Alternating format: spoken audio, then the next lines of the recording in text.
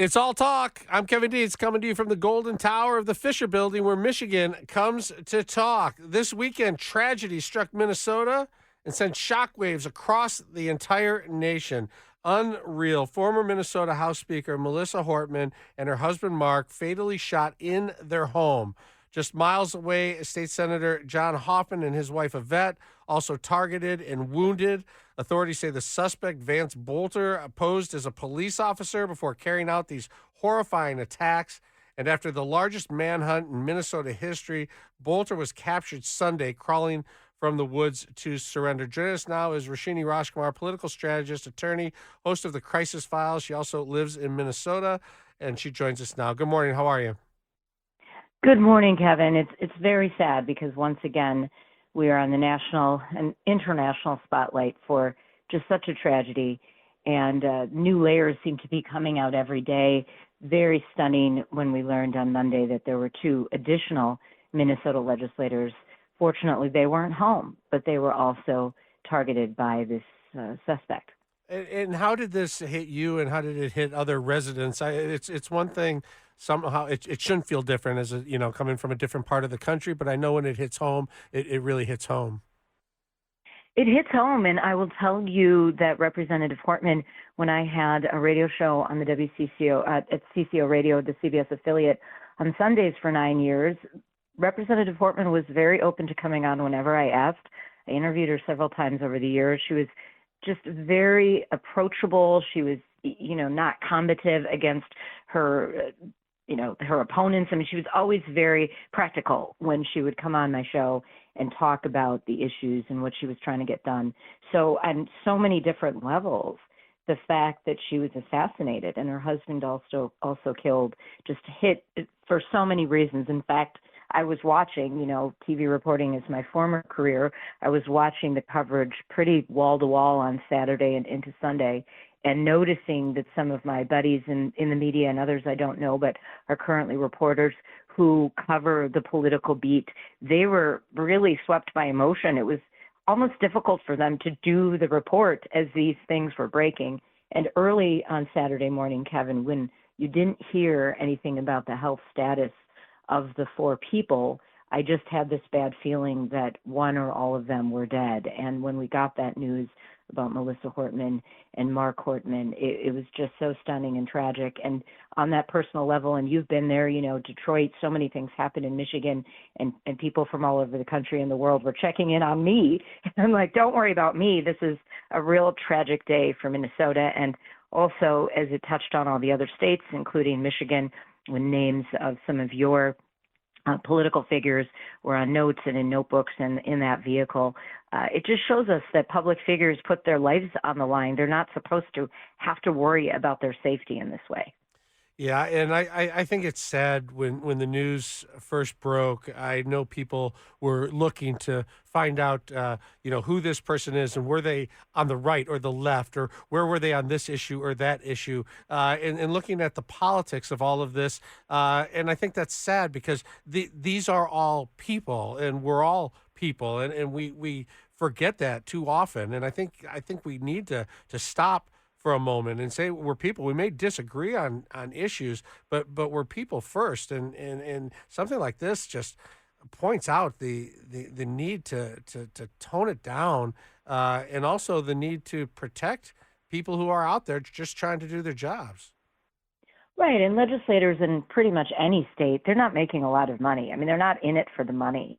Of course, they become public figures. They might get other benefits because of that, but by no means are they doing this for money or to get wealthy. I mean, they really, most of them, and definitely the ones I've interviewed over the years, and definitely Representative Melissa Hortman, were in it as true public servants. And I love that you say, people are people. We are all people. And just because anyone disagrees with you or doesn't take the same stance or has a different political stripe does not mean they're bad, does not mean they're evil, and certainly does not mean they deserve to die.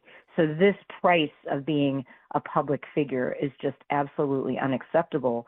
And we as the citizenry should put our collective feet down and say, this has to stop. This can't happen. I mean, as I was really trying to figure out, you try to analyze and look at the whole picture, it's a reminder that we can't jump to judgment because we didn't know until Monday that there were two other people on that, that he had stopped at their homes.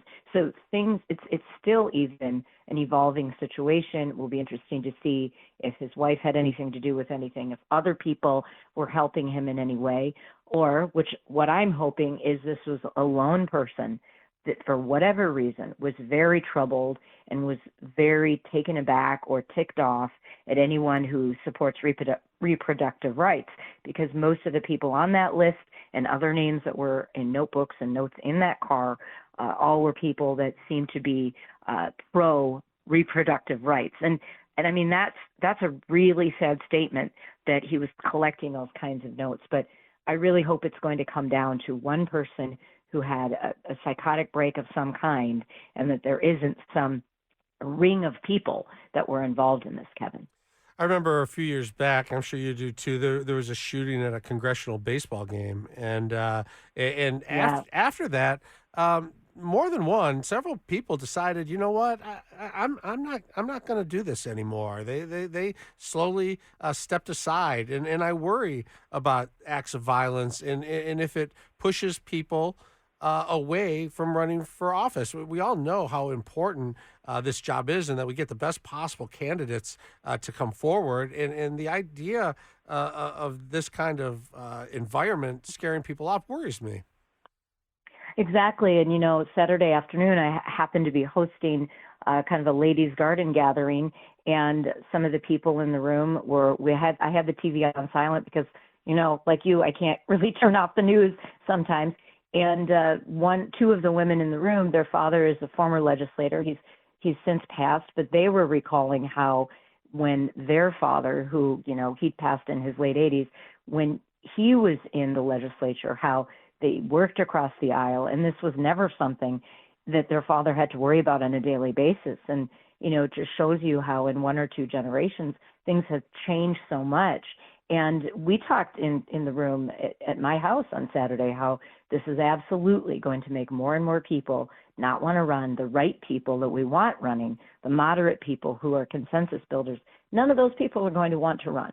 And that's really the sad part of this. So what I hope is that those out there that are activists and that are wanting to get others to run for office, they can win the day and they can put a good face on what it means to serve. And still in Michigan, in Minnesota, and Iowa, there are a lot of state reps and senators who are running, and they're going to stay in office and they're not going to be afraid. And I do hope that they come out and talk about the positives about being an office holder, because we need good people in all of the state legislatures. How frightening was the manhunt portion of this? Because I know the law enforcement, they notified people that were on the hit list and they had added security. But when somebody has done this, they are dangerous to anyone they might come across. It had to be a bit terrifying.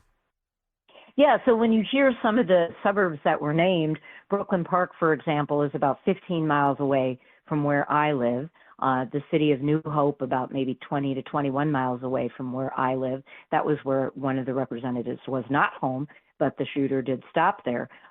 So the fact that he kept moving into what appeared to be, first we thought he might be in South Dakota, and then others were wondering, is he up in Canada? And for him to be back in his home county, not far from where his family's home was, there was a part of me at that time that I didn't fear about him being in our area, because that's a rural part of the state and very far away from where I lived and where a lot of the metro is.